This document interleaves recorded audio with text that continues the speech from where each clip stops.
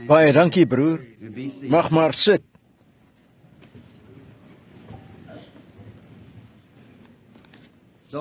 So bly om weer hier by die kerk te wees vanaand waar ons... Die kerk is nie presies 'n kerkgebou nie, maar 'n kerk is waar die mense vergader het. En ons vertrou op die Here God dat hy ons van sy groot veelvuldige seëninge vanaand sal gee. En so het ek gedink by die gister om 10 dae van diens te hê, en ek sien hulle begin weer die siekes terugbring. Nou, hoe veel so graag 'n genesingsdiens by hê, môre aand, sou julle geïnteresseerd wees in nog 'n genesing? Dis goed. Goed, dan sal ons die kerels die gebedskaartjies laat uitdeel vroeg môremiddag. Of môre aand, liewer omtrent, hoe laat begin julle? 7 uur is wanneer julle oopmaak. Omtrent 7 uur môremiddag. En kyk dan hoeveel van die mense kan uitkom nou vir die gebedsdiens by die siekes. En ons sal alles doen wat ons kan om te bid vir elke persoon, vir wie ons weet hoe om te bid of voor kan bid. En nou, gisterand het ons gepraat oor die dissipline en die kerk. En ek dink as ons net die kerk in 'n ware geestelike gesindheid kon kry, dan sal daar 'n herlewing wees, regtig. En dit sal soveel beter wees vir ons gebede vir die sieke. Solank ons toestande agteruit gaan, dan tel ons skynbaar dit net nie op soos ons moet nie. Maar wanneer almal net deurgebid en ingeskakel is en groot verwagtinge. Ek het na die platform toe geloop en was baie keer 5 en 6, 7,000 mense. En een siek persoon oorgebly het net sodra jy uitgestap het op die platform nie. Elkeen staan op uit rolstoele en beddens en draagbaar en alles, loop net dadelik omdat hulle net onder sulke verwagtinge is. Nou dit was in die dae van die vroeë begin van die bediening, voor daar iemand anders op die veld was. En dit is net soort van net nagelaat vir 'n rukkie.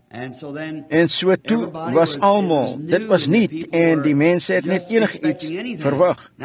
Nou as jy dieselfde verwagtinge sou hê, kry jy dieselfde resultate, dieselfde, want dis God wat die siekes genees, sien? 'n Man kon nie die siekes genees nie, want dit lê nie in 'n man se vermoë om siek mense te genees nie.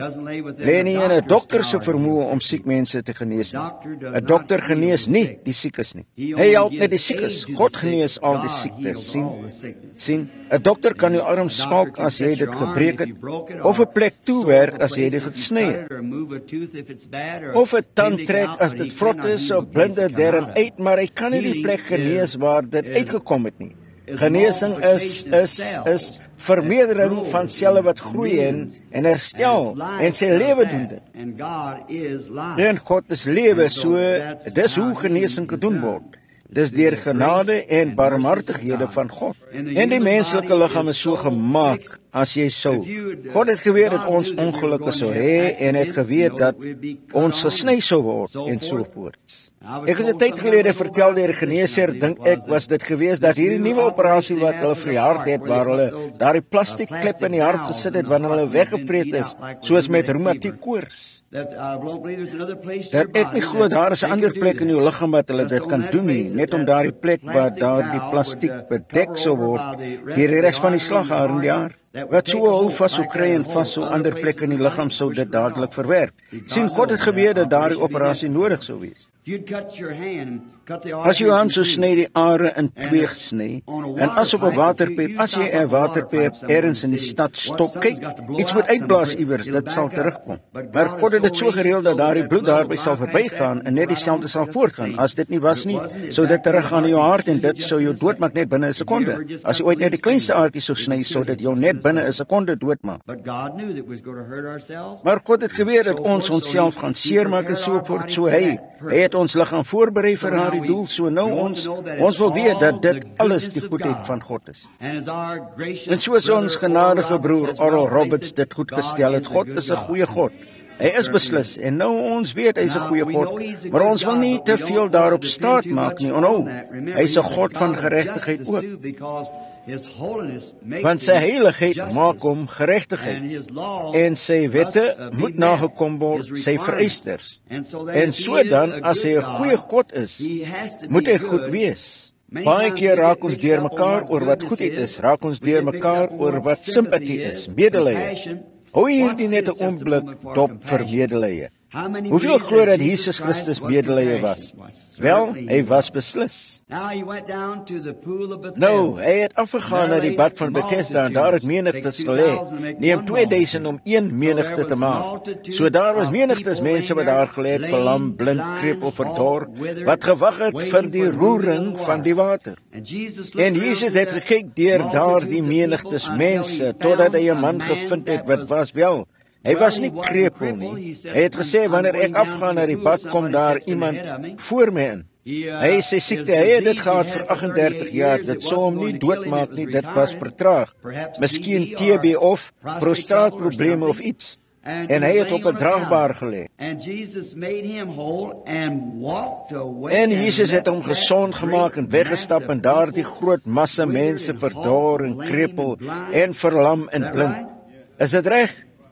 En tog medelee gehad, 'n barmhartige verlosser. Het julle opgelet wat hy gesê het hoe hulle hom daaroor gevra het in die 19de vers? Hy het gesê, voorwaar ek sê vir julle, die seun kan niks uit homself doen nie, maar wat hy die Vader sien doen, dit doen die seun ook net so. Barmhartig is om die wil van God te doen. En dis wat ware Christen barmhartigheid is om die wil van God te doen. Ons verwar dit alles vandag, ons probeer die menslike element daarby plaas. Soos in liefde probeer ons liefde gebruik, God se liefde soos ons menslike liefde gebruik. Jy kan nie verlief raak op God soos op jou vrou nie. Jy kan nie verlief raak op God soos op jou man of jou meisie of kerel nie. Dis heeltemal twee verskillende liefdes. Selfs in die Grieks is woorde anders. Een van hulle word filio genoem, dis die liefde wat jy vir 'n vrou het. Daardie soort liefde sal jou 'n man oral laat doodmaak. Jaloers. Maar die agapeo liefde, wat die goddelike liefde is, in plaas van om die man dood te maak, sodat jy laat bid vir die sondige siel. Dis reg, dis hoeveel dit verskil. Ons verwar die menslike element met die Christen goddelike element. En dan maak ons net 'n gemors daarvan. Want ons weet net van duim, voet, myl en sovoorts, van onse en ponde en sovoorts. Dis al wat ons ken. Ons is tydsmense. God is ewig. Hy het geen duim, geen myle, geen gister of môre nie. Is alles ewigheid vir hom. En ons probeer God se groot oneindige verstand afbring na ons klein eindige verstand. En ons raak net verward. So die beste ding om te doen is om sy woord te lees. Ek nou dat sy woord homself nie sal weerspreek nie.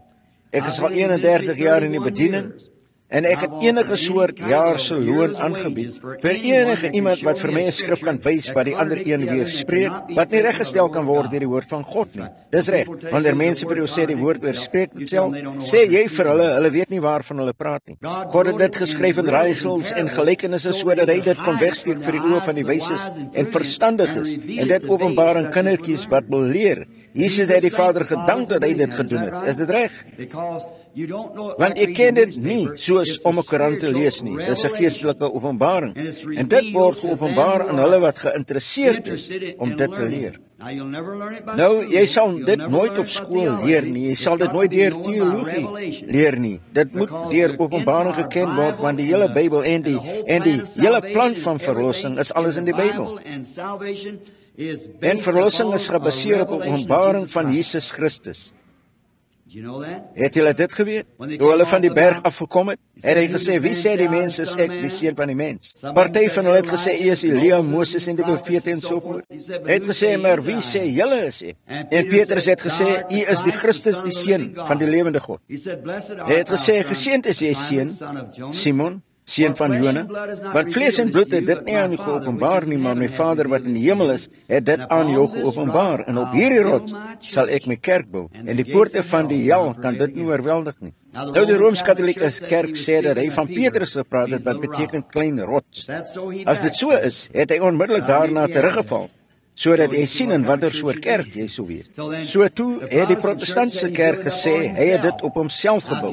Nou as julle die woord sal oplet, dit was nie op homself die rots nie. Nee, dit was op die geestelike openbaring van homself, wat aan Petrus gegee is. Dieselfde ding wat plaasgevind het in Eden, hoe het Abel geweet dat dit 'n lam was in plaas van vrugte van die veld? Geestelike openbaring sien, dit was altyd geestelike openbaring. Op hierdie rots sal ek my kerk bou, die poorte van die hel kan dit nie oorweldig nie. Hoe laat ek dit vanaand sê, Christen? Dis waar soveel mense nie die boodskap van God sien nie. Dis waar soveel mense nie die waarhede sien nie. Die Bybel word 'n raaisel vir hulle. Iemand het vir my gesê nie lank gelede nie, 'n vernaame man, het hy gesê, Johannes moes iets geëet het, ek dink rooi russies iets in 'n nagmerrie gehad het op die eiland van Patmos. Ek het gesê, skaam jou, dis ontheiligend om so iets soos daardie teen die woord van God te sê. Ek het gesê, dis elke deeltjie die ware onvervalste plan van God. Maar dis net om jouself oor te gee aan die Gees van God en hom dit aan jou te laat openbaar. Hy sal dit openbaar in kinders wat wil leer. Wanneer ons by 'n punt kom waar ons bely dat ons niks weet en sy Gees net sy wil deur ons sal laat geskied, dan sal hy ons leer. Maar wanneer ons soveel weet dat hy ons nie kan leer nie, dan kan ons nêrens kom nie. En ek sê vandag, as daar ooit 'n tyd was dat hierdie nasie geroep behoort te word tot gebed, reg oor die nasie, nie net 1 uur nie, nie vir 'n paar oomblikke stil gebed iewers nie. Dit het 'n dag in en dag uit, week in en week uit, bid hier nodig, reg oor die volk, totdat God antwoord. En ons elke kroeg sluit, elke tabakmaatskappy wegvat, al die sonde wat daar is, wegvat. Vroue weer laat klere aantrek en mans laat optree soos Here en weer terugbring in die kerk, altydse biduur soos ons altyd gehad het. Is dit die enigste manier wat ons ooit vrede sal hê? En ek weet hulle sal dit nie doen nie, sien, want die Bybel sê hulle sal dit nie doen nie, en hulle sal dit nie doen. Ons sal net die eindtyd moet trotseer, en vir julle die kerk vanaand, maak julle gereed, want hulle weet nie watter minuut of uur hy mag verskyn nie. Laat ons nou ons hoofde buig, net voor ons die genadige woord van ons Here oopmaak om te lees. Waarlik, ons Hemelse Vader, U ken elke woord en elke gedagte is opgeteken. En ons sien vandag in ons harte is ywerig vir die groot kerk van die lewende God. Soos ons die uur sien naderkom van die koms van die Here, en weet dat U voorspel het dat die kerk lauwarm sou wees. U sou dit uit U mond spieg, want dit was nie warm of koud nie. O God, dis waarom die ware diensknegt van God sy hart uitroep vir herlewing. Ons dink aan die groot manne wat deur die nasie gaan vandag, hulle lewe daarin sit, alles wat hulle het probeer uitroep na die kerk om terug te kom, en hulle dis die waarskuwing van God. En Vader, ek bid vanaand dat in die naam van die Here Jesus, dat U 'n herlewing hier in Plymouth sal stuur, en dwars deur hierdie land, dit 'n sielreddende herlewing sal wees, dit 'n kerkroerende herlewing wees. Dat al die heiliges van die lewende God sal begin bid en vas, want daar staan geskrywe, as die mense oor wie my naam uitgeroep is, hulle self sal vergader en bid, dan sal ek uit die hemel hoor. Skenk dit, Here, vanaand, dat daar die slap, koue, onverskillige gevoel wat mense in die kerk kry, net te weet dat hulle kerk toe kom en dat hulle daaraan behoort. God, breek daar die ou selfsugtige gevoel, Here, en vals tevredenheid. Ons bid dat U hulle die bevredigende deel van 'n herdoop van die Heilige Gees sal gee, en hulle harte en siel sal vul met die vuur. Mag daar groot genesingsveldtogte en herlewings reg oor die land wees. Mag die siekes genees word. Ons kyk hier vanaand na die mense wat hier op draagbare en beddens lê, en diegene wat agter in die gehoor is met hartprobleme, kanker, Here, wat probeer om geloof iewers op te bou om genees te word. Laat hulle weet dat U die geneeser is van al ons krankhede. Kom na my toe, almal wat vermoeid en belas was is, ek sal hulle rus gee. Skenk dit, Here, vanaand. En mag die mense vanaand die salwing van die Heilige Gees voel. Mag dit elke hart beet kry, mag dit so duidelik wees vir ons vanaand, dat daar nie een sondaar in ons midde sal wees, of een afvallige nie. Mag daar nie 'n siek persoon oorwees, of 'n swak persoon, aan die einde van hierdie diens nie. Skenk dit, Vader, seën u woord. Dan soos ons praat oor die dissipline van die kerk, Here, bid ons dat dit die woorde sal salf. And may it be found good in thy sight, for we asked it in Jesus' name, and for his sake, amen. En mag dit guns vind in u oë, want ons vra dit in Jesus naam en om sy onwil.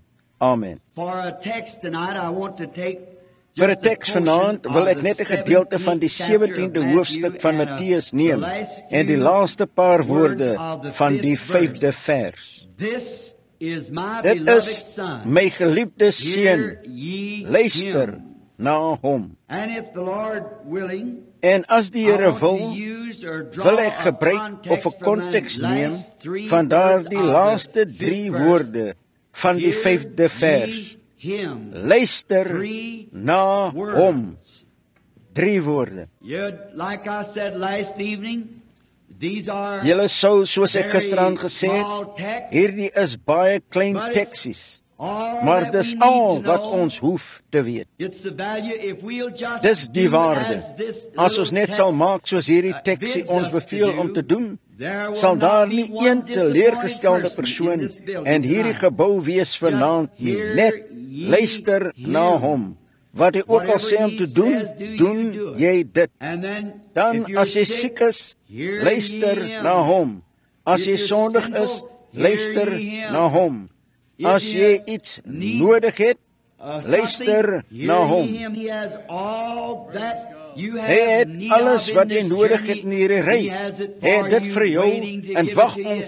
The dit vir jou price te is already gee. paid. Die pryse There's is no al price reeds to pay betaal. for it. Daar's geen prys om Just daarvoor te hear betaal nie. Net ye him. luister Listen na to him, hom. what he has to Luister na hom wat hy te sê het. Thinking of small. Dink aan klein, net daardie Just that genoegsame enough skrif net scripture daar. right there, those Daardie three 3 words woorde sou would be genoeg wees enough om to herlewing send die a hele pad om revival die all wêreld the te way stuur around the world en and elke save persoon every te person red there is wat in the daar world. in die wêreld is. Some years ago I read a little 'n Paar jaar gelede het article ek in a 'n artikeltjie magazine gelees in 'n that tydskrif was wat geadverteer het. Ek dink I dit believe was it was Sinclair Gasoline Petrol or some of een of noted ander brand of bekende gasoline. naam petrol. And they said that 1 gallon of En hulle het gesê dat Sinclair 1 gasoline gallon Sinclair in a petrol certain, in 'n sekere soort type of a masjien, machine, if it could be as dit built sterk genoeg gebou sturdy kon enough, word, would lift the Sphinx sou die Sphinx 10 duim van 10 die inches grond off of af the lig. ground. En ek het gedink hoe die Sinclair maatskappy daarvan hou om te spog met die krag van hulle petrol. En wat 'n klein bietjie baie kan doen. Maar ek het gedink vanaand dat 1 druppel van die bloed van Jesus Christus elke sondaar wat daar is kan oplig uit die modderklei en elke hospitaal vrymaak van siekte, elke tronk en gevangenes sluit,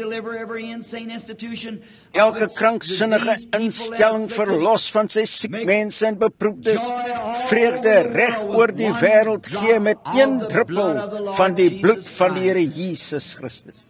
En dan 'n diens toe te kom en 'n teksie soos hierdie kies onhou. Ek doen dit met alles wat in my hart is deur gebed. Om te probeer vind presies wat ek sou dink die Heilige Gees sou lei om te leer of om oor te praat. Ek het dikwels gesê as ek net 1 druppel van die letterlike bloed van ons Here Jesus in 'n houer kon hê, hoe ek dit in my hande sou hou en dit teen my hart druk en uitroep, o Vader, ek hou nou die bloed van die Here Jesus teen my hart. Wat 'n opgewondenheid en 'n vreugde en 'n seën sou dit vir my wees om in 'n klein glasie of iets 1 druppel van die bloed van die Here Jesus te hê.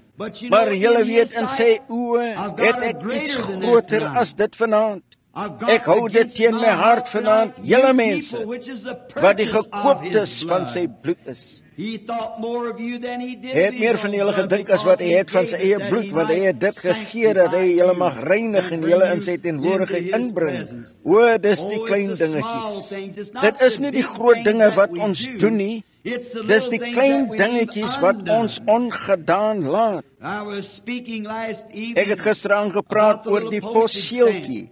En ek het vertel van die koning George, die oorlede koning George van Engeland, soos hy deur Brits Columbia gekom het en in Vancouver was. Al die skole het gekom om die koning te sien. En die Kanadese mense wat koninklik wil wees aan hulle, getrou liewer aan hulle koning. Hulle het vir al die kindertjies 'n klein Britse vlaggie gegee om op die straat te staan.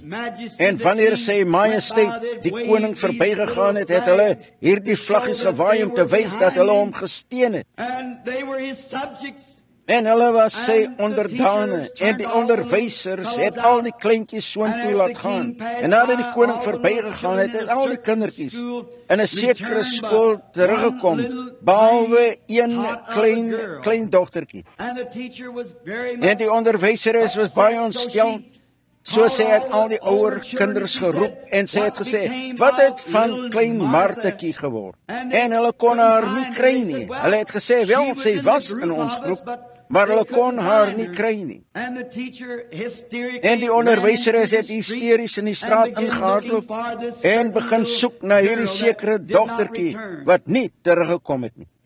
En nadat almal weg was, die strate leeg was, om die koning te volg, te sing, God red die koning, en hulle het hierdie dogtertjie gevind wat agter 'n telegraafpaal gestaan het, met haar koppie wat in haar hande lê, wat net haar hartjie uithuil. En die onderwyseres het haar opgetel en sy het gesê, Martha, skat, waarom huil jy?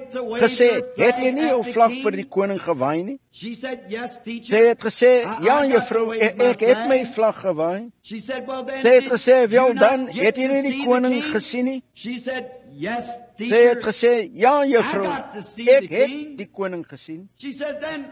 En sy het gesê, waarom huil jy dan so, skat? Sy het gesê, jy weet juffrou, ek het die koning gesien, maar ek was so klein, hy het my nie gesien nie. Dis nie so met ons koning Jesus nie. Ek gee nie om hoe klein jy is, hoe min jy doen nie. Jy kan nie die geringste dingetjie doen, sonder dat hy alles daarvan weet nie. Hy ken elke klein hartseer, elke klein pyn wat jy dra, elke klein teleurstelling wat jy het. Maak nie saak hoe klein dit is nie, hy weet nog steeds alles daarvan. Julle weet, ons Here, hy ontmoet in die sfere van mens. Soms ontmoet hy hulle in groot groep mense, partymal ontmoet hy 'n paar. Ons het rekord van hom wat een keer 500 ontmoet het na sy opstanding. En dan het ons waar hy die 70 ontmoet het, en die 12, en selfs die 3, en dan het ons tye waar hy net een sal ontmoet. Dis wat hom God maak vir my, is omdat hy nederig is. Ek het die voorreg gehad om baie te reis en vername manne te ontmoet. Wanneer ek manne ontmoet wat vernaam probeer wees, dis, jy kan altyd daardie man klassifiseer. Daar is nie veel aan hom nie. Vername manne wat, hulle probeer jou laat dink jy's vernaam, maar dis manne wat vernaam wil wees. As jy dit net die heel pad sal nagaan, jy sal uitvind dis 'n hoogmoedige. Nou dis nie, ek bedoel dit nie om krie te wees nie. 'n Groep Methodiste broers wat pas die Heilige Gees ontvang het na my kerk toe gekom, en waar ek altyd pastoor was. En hulle was vername manne wat bo in Indiana bly. En hulle het gesê, broer Branham, nadat ons die Heilige Gees ontvang het ons 'n paar boeke gelees, gesê, moet ons wag op die Here en die Here soek om ons te sê wat ons bediening is. Ek het gesê, julle moet dit glad nie doen nie. Hy het gesê, wel, die boek het gesê. Ek het gesê, maar wag 'n bietjie, broer. As jy ooit manne neem wat so ywerig is dat hulle altyd iets wil doen, kan God nie daardie persoon vertrou nie. As julle sal oplet in die Bybel, die man wat God gebruik het, was die man wat probeer het om weg te kom van dit alles. Dis die een wat God gebruik het, neem byvoorbeeld Paulus, Moses en so voort, wat probeer weghardloop van die eindse saak. As 'n mens is, God die mens 'n sekere ding sou gee om te doen, en hy was so ywerig daarvoor, voor hy kom kry, sou hy so hoogmoedig wees. Maar as 'n man nie so iets wil doen nie, miskien kan God hom vir 'n rukkie gebruik in elk geval. Maar as jy net iets uit hom kan kry. Maar manne wat gewoonlik wil gaan en oor die wêreld uitbesyn en dit wil afbreek, gewoonlik kan God hom nie vertrou nie, want hy kan nie. Hy wil dit self doen. Hy begin sy eie pad volg daarmee. As 'n man nie wil gaan nie, God hom dan amper daartoe moet dryf. Dis die soort mens wat God gewoonlik in die skrif gebruik. Ek het gesê, lewe julle net vir hom en hê hom lief met julle hele hart en hy sal julle plaas op die plek wat hy wil hê. Julle moet wees, dis reg. Ons probeer mekaar se plekke inneem. Ons kan dit nie doen nie. Ons moet altyd bly in ons roeping waarvoor God ons geroep het. Nou ons wil graag sê dat oor hierdie skriflesing vanaand, oor die 17de hoofstuk, wanneer hulle huis toe gaan, wil ek hê julle moet daardie hoofstuk deurlees. Nou ons vind dat Jesus gereed gemaak het om iets groots te doen, op 'n groot geleentheid wat gereed was om te gebeur. En wanneer God gereed maak om groot dinge te doen, die eerste ding wat God gewoonlik doen is om dit eers in die hemele bekend te maak. Hy verklaar altyd sy werke in die hemel voordat hy dit op aarde doen. Soos by die geboorte van die Here Jesus, wie was die eerste wat gekom het? Wat het dit eerste verklaar?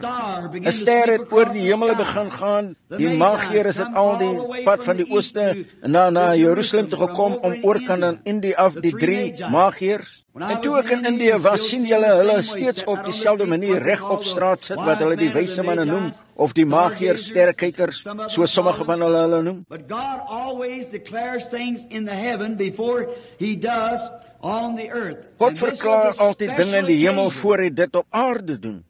En hierdie was 'n spesiale geleentheid. Petrus het later in die lewe daarna verwys as die heilige berg. Now I don't believe that the apostle meant that. Nou ek glo nie dat die apostel bedoel het dat die berg heilig was nie, want dit was net 'n berg. Daar is geveg en alles. Dit was nie 'n heilige berg nie. Maar dit was 'n heilige God op die berg, nie die heilige berg nie. Ons hoor soveel vandag van die heilige kerk of die heilige mense. Daar is geen heilige kerk of heilige mense nie. Dis die Heilige Gees in die mense wat die heiligheid maak. Dit is nie die heilige kerk of die heilige mense nie. Dis die Heilige Gees in die kerk. Nou by hierdie geleentheid het God 3 gekies om te getuig. Hy het Petrus, Jakobus en Johannes een kant toe geneem.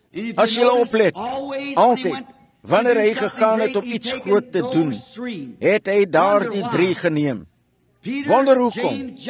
Petrus, Jakobus, Johannes. Hoop, geloof en liefde, die 3 grootstes van die gawes van God. Hoop, geloof en liefde. Johannes natuurlik, wat liefdadigheid was liefde. En Jakobus is hoop en Petrus was geloof. En hy het hoop, geloof en liefde geneem om te gee, om uit te vind of om in hulle te plaas wat hy sou doen. Nou ons vind uit dat toe hy opgegaan het na hierdie plek, wat later die heilige berg genoem is, of die heilige plek waar God was, vind ons dat daarbo toe hulle op die berg gekom het, God 3 uit die hemel gehad het wat getuig het. Op die berg was Moses en Elia en Jesus. Dan was daar hier op aarde 3 aardse wesens gewees, Petrus, Jakobus en Johannes. En daar was Moses, Elia en Jesus. 3 getuies van die hemel, 3 getuies op die aarde. Wanneer God gereed maak om iets te doen, het hy altyd 'n getuie daarvan. Ek is so bly dat ons vandag kan rondkyk voor die koms van die Here en getuies van sy verskyning sien. seeing the signs Die tekens in die kerk sien van die naderende koms van die Here Jesus Christus. Dit woord vir woord sien vervul word. Selfs die laaste teken wat aan die kerk gegee moes word voor die verskyning van die Here Jesus. It's working in the church right now. Dit werk nou in die kerk. Die laaste ding. Remember, he said, as it was in the Onthou, hy het gesê, so soos dit shall was it in die be dae in van the Sodom, coming so of sal the dit Son wees of in die Man. koms van die Seun van die mens. Look Kyk what wat die the sondaars in sinners Sodom was doing gedoen in het. Sodom. Kyk wat die Look engel what van the die Here angel gedoen Lord het, did when he toe hy come down to afgekom het bear record om of it. daarvan te getuig. Watch what the three angels Kyk did. wat die 3 engele gedoen het, al 3 van hulle. Kyk na die wêreld vandag in sy sonde. Kyk na die kerk vandag in sy toestand soos Lot. Look at the called out church having a struggle like Kyk na die Abraham was. uitgeroepte kerk was moes sukkel soos Abraham het. Die man en vrou vandag wat probeer lewe vir God, het 'n stryd om aan te gaan. You have to press into the Jy kingdom moet of met God. geweld indring in die koninkryk van God. Oh, it's a pity. But let us Dit look is 'n at it. jammerte. Notice Maar laat down ons daarna there kyk. was the Let sinner. op, daaronder was Look die what sonde. the sin was. Kyk wat die sonde was. Man had so defiled himself Mans het hulle until self so they besoedel had dat no hulle geen meer common use normale for the behoefte wife. vir die vrou gehad het nie. Look Kyk at na the die world wêreld today. vandag. So much sin has crept into the church.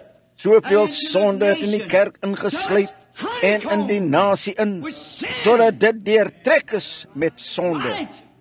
Dis reg. I know this sounds Ek old-fashioned. weet dit klink oudtyds. A minister 'n taken me Prediker not het long my nie ago lank gelede aan die beside een kant and said, gevat Brother en Branham, gesê: you "Bro know Branham, why your weet jy ministry waarom jou is bediening not nie the vandag greatest die ministry grootste in America bediening in today?" Amerika is nie?" And I said, Ek het gesê ek gee nie om wat dit in Amerika is nie. Ek wil weet wat dit op die boeke van die hemel is daarbo, wat dit daar is. He said, well, I'll tell you. It's because that Hy het you gesê, wel ek sal jou rebuke sê, the people in dit such is a way omdat jy die mense that so you bestraf gesê. follow Jy them skel hulle uit And en it dit hurts maak them. hulle seer. Said if Gesê you as jy just net stop ophou om doing dit te that, doen dan, then he het hy said your gesê, ministry would sou jou grow bediening and groei so en forth. so voort. I said, sir, let me tell you Ek het something. gesê, meneer, When it laat ek jou comes iets to a vertel, place wanneer dit that I kom have by to 'n plek waar ek compromise on moet the word toegee of op die God, woord van then I'll God, dan stop sal and ek leave stop the in die field veld and let verlaat God call en somebody God else iemand to do anders it. laat roep How om can dit you te hold doen. your peace? Hoe kan jy stil bly? If you go to be As jy honest, eerlik be wil wees, honest. wees eerlik. Sê Tell vir me my one in any een in age. enige u sê Tell my. me. Ek het I gesê, said, you called jy het me my a profeet prophet. I genoem, don't ek call- noem you nie. said Jy het self yourself gesê that. dat You're jy the was one die that een said wat it. dit gesê het. And then if the Lord anoints me for something, how could I En dan as hold ek, my as peace die then? Here my salf How vir iets, can hoe you do kan it? ek dan stil bly? Somebody's got Hoe to kan jy dit cry doen? against it. Iemand moet uitroep daarteen. Dis reg. God's able to raise up children God unto is in Abraham staat from om the kinders stones. vir Abraham uit die klippe op te rig, maar ons moet eerlik wees en die waarheid daaroor vertel. Het hulle opgelet? O, sekerlik, die bediening in Amerika is niks soos dit oor see is nie. Beslis nie, want Amerika is 'n kaal gebrande gebied, sy's gedaan, sy's oor en heen en weer gehaar. Jesus het gesê die koninkryk is soos om te gaan na die een wat 'n net geneem het en in die see gegooi en daaruit getrek het. Soms het ek krewe gekry, het slange en akedisse en paddes en visse gekry. Naderhand kry jy niks behalwe 'n net vol akedisse en paddes nie. Al die visse is al reeds in. So ons trek net tot die laaste een uitgetrek is en dan sal Jesus kom. Hoe weet ons wie hulle is? Jy gooi net die evangelie net uit en trek dit in. Dis hoekom ek hiernatoe gekom het saam met my broers op die hoek iewers te staan en die net saam met hulle uit te gooi, uitreik met my bediening en dit intrek en sê, daar is hulle broers. Wat is dit? Nou maar hierdie is 'n kaal gebrande gebied. Het julle opgeleer daar toe ek die eerste keer na julle toe gekom het in Oregon? Mense het van oral af gekom, duisende het saamgedrom. O, dit was goed. Ek het net gegaan en gebid vir die siekes. Maar toe ek terugkom en begin het om die waarheid neer te lê, die evangelie neer te lê, het baie weggedra. Vergelyk dit met die dae wat verby is met ons Here, toe hy die siekes en beproefdes genees het, het baie mense na hom toe gekom. Toe hy 5000 gevoed het, het baie mense gekom. Maar toe hy begin het om te gaan sit en hulle die waarheid te vertel, wat het gebeur? Almal van hulle het begin wegdraai, hy het die 70 het selfs omgedraai. En hy het vir die disippels gesê, wil julle ook gaan? En Petrus het daar die groot woorde geuiter wat gesê het, na wie toe sal ons gaan? Sien, Maar nou, dit het nie sy wonderwerke gestop nie, het reguit voortgegaan. 'n Paar dae daarna het hy 'n man se oë oopgemaak en nie eens oogbal in die kaste gehad het nie. Sy wonderwerke het groter geword, maar die skades het minder geword. En hy het minder gewild geword totdat hulle hom op die kruis gekruisig het. En as ons die Gees van God het, sal dit presies dieselfde wees, want die Gees van God is dieselfde en die mense bly dieselfde. Dit's reg. Nou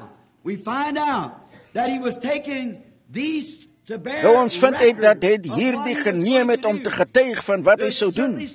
Daar gaan beslis iets gebeur wanneer God sy getuies bymekaar roep.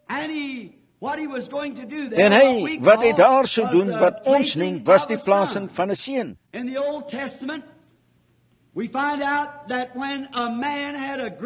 Ou Testament vind ons uit dat wanneer 'n man 'n groot koninkryk gehad het en hy het 'n seun gehad wat in sy huis gebore is, dan was daardie seun natuurlik 'n seun sodra hy gebore is. Maar tog het hy geen erfdeel gehad totdat hy posisioneel geplaas is, aangeneem is in die familie nie. Hulle noem dit aanneming. Nou dit klink vreemd.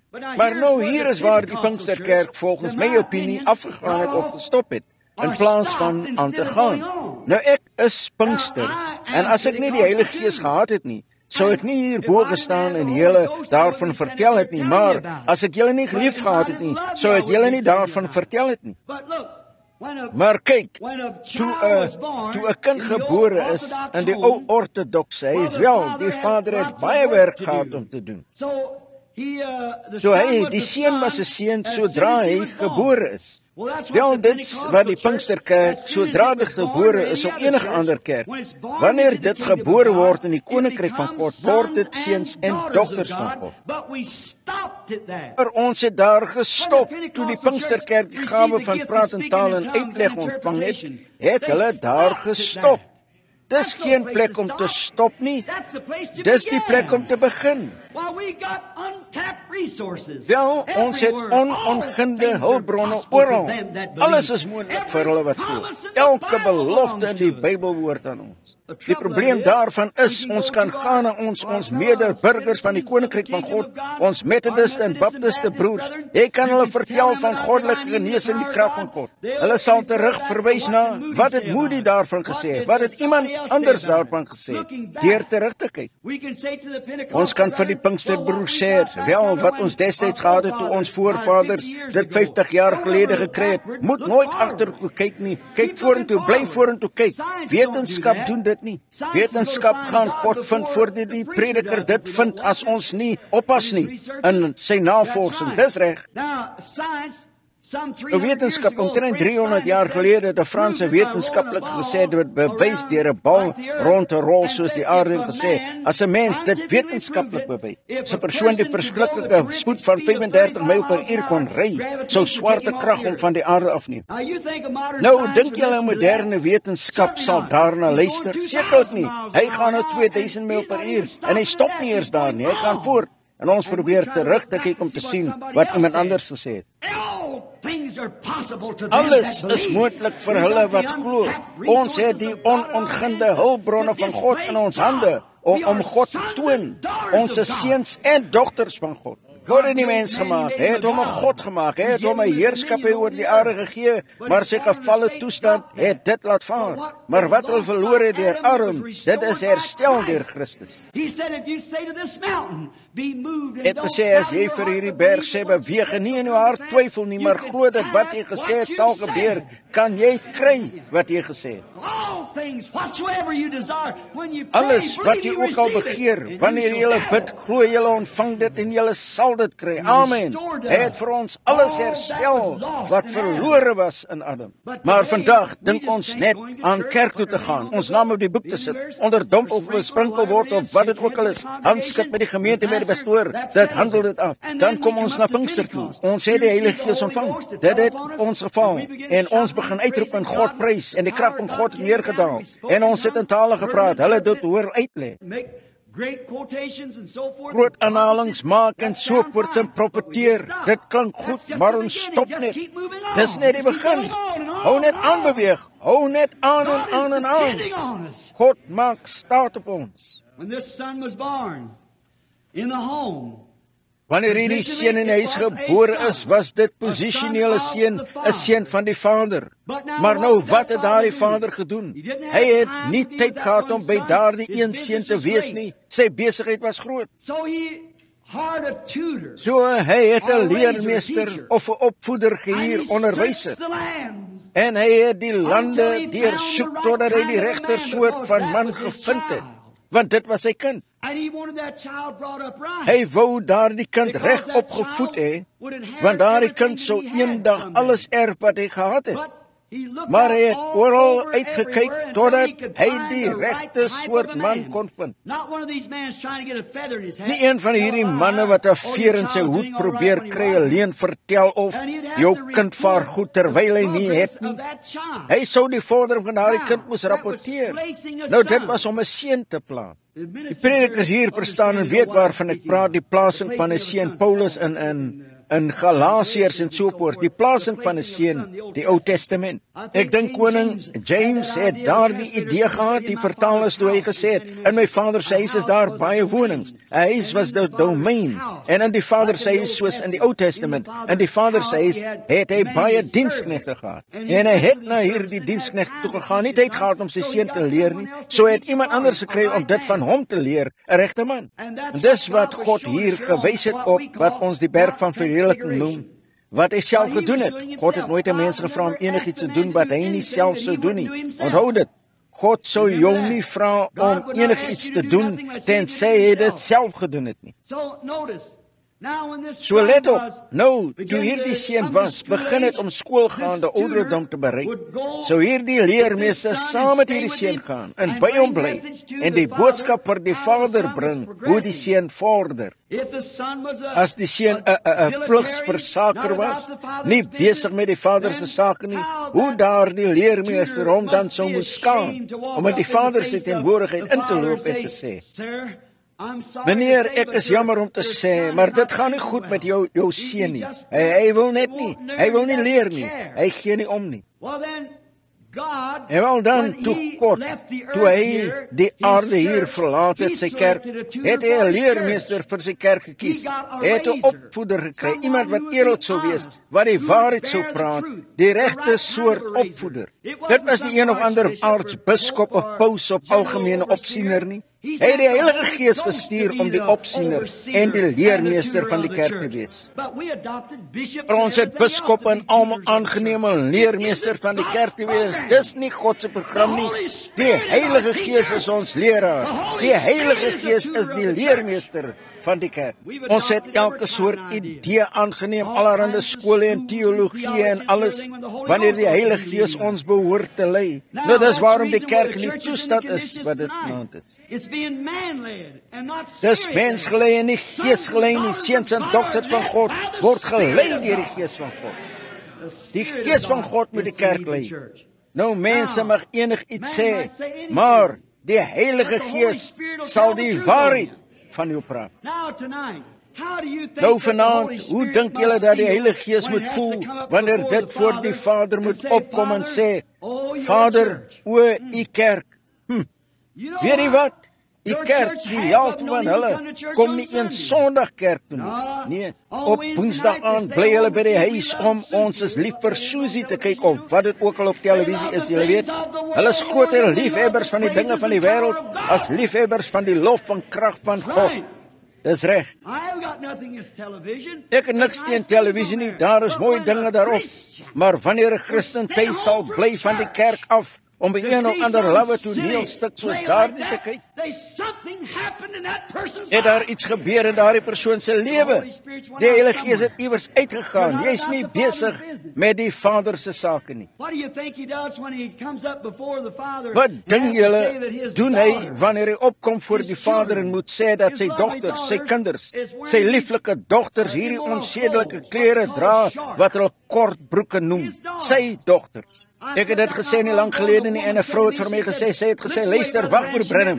Sy het my agter die gebou ontmoet. Sy het gesê, "Luister broer Branham, ek dra nie kort broeke nie." Wel het ek gesê, dis baie goed. Sy het gesê, "Dra lang broek." Ek het gesê, dis erger. Dis reg. The Bible said it's an abomination. Die Bybel het gesê, dis 'n gruwel vir 'n vrou om klere aan te trek wat aan 'n man behoort. God verander nie. Het 'n man laat lyk soos 'n man en 'n vrou laat lyk soos 'n vrou. But today men are so sissified, they don't know how to dress. Maar vandag is man so verwyfd, hulle weet nie hoe om aan te trek nie. Dis reg. En vroue God se dogters wat sigarette rook, die grootste sabotasie wat die wêreld ooit gehad het. Ek is nie bang vir Rusland wat Amerika verslaan nie. Amerika verslaan haarself. Dis nie die rooi borsie wat aan die appel pik wat dit seermaak nie. Dis die wurm in die middel wat die appel doodmaak. Dis wat die probleem is met die kerk en die nasie vandag, dis sonde in die middel. Weg van God. 'n Dame het vir my gesê, sy het gesê, "Brindem, hulle maak nie meer klere nie, ons moet daardie soort klere dra." Suster, hulle maak steeds materiaal en hulle maak naaimasjiene, daar's glad nie 'n verskoning daarvoor nie. Wat is die probleem? Dis 'n onrein gees wat op hulle gekom het.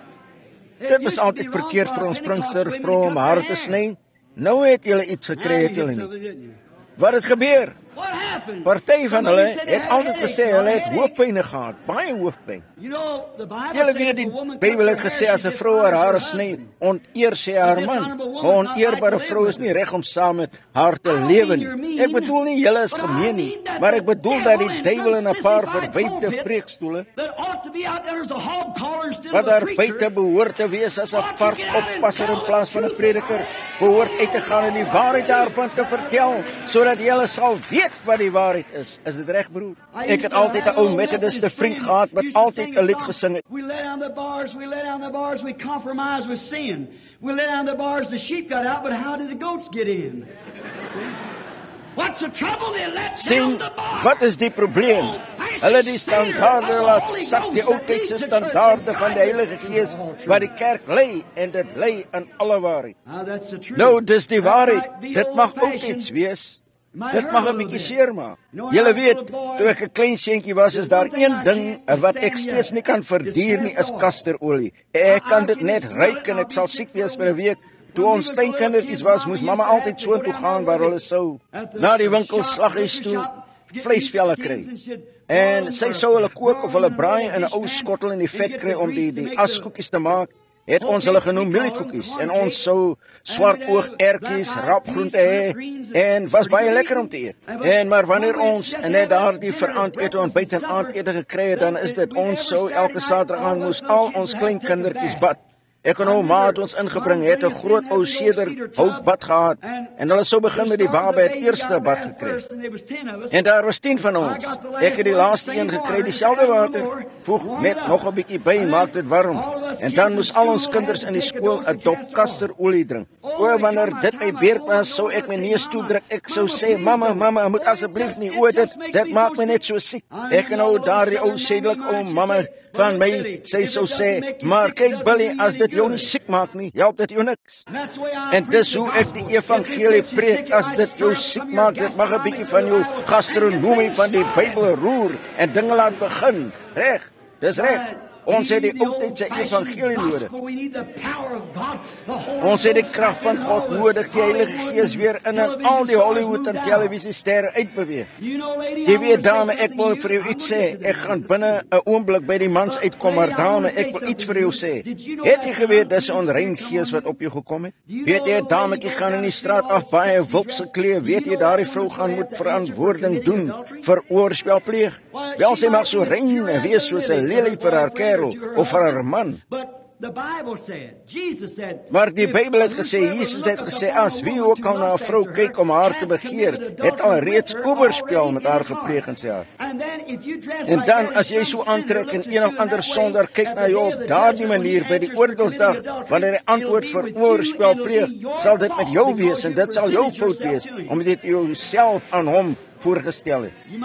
Jy mag dalk nie môre aan terugkom nie, maar jy gaan dit een keer hoor, sien, dis reg, dis 'n bose, onrein gees. En wat dink julle, dink die Heilige Gees wanneer hy voor die Vader kom om te sê dat sy kinders so optree? Jare gelede onder in die syde toe hulle altyd die gekleurde mense geneem het en hulle as slawe verkoop het, dit was nooit reg nie. Nee meneer, God het die mens gemaak. Die mens het slawe gemaak. En hulle het altyd verbygekom en daar die arme mense gekoop, net soos jy sou hier buite by die gebruikte motorhandelaar, net 'n koopbrief kry en hulle verkoop. Daar was altyd makelaars wat verbygekom het en na daardie mense gekyk het. En hulle sou daardie eislike groot frismans wegneem van 'n vrou af en hulle teel met 'n groter vrou of so iets, 'n beter groep slawe kry. Onthou Abraham Lincoln toe hy sy hoed afhaal en sy hande geslaan het, soos daarteen gesê het, dis verkeerd en eendag sal ek daarteen optree. God gee ons weer 'n president soos Abraham Lincoln. Ja, toe hy dit gesê het, was hy reg. Ek nou 'n tyd gelede hier oor kan by Illinois was ek by 'n museum en ek het 'n ou geklede man daar sien gaan, klein randjie hare om die agterkant van sy kop. Hy het deur 'n museum gekyk en naderhand het hy gestop en hy het gekyk. Hy het agteroor gebuig begin huil en daar het trane teen sy gesig afgeloop. Hy het gebid. Ek het hom dopgehou vir 'n paar minute. Ek het nader gestap na hom. Ek het gesê aangename kennis oom en hy het gesê aangename kennis. En ek het gesê ek se prediker. Ek het gesê ek wil net graag weet waarom jy gebid het. Wat het jou opgewonde gemaak?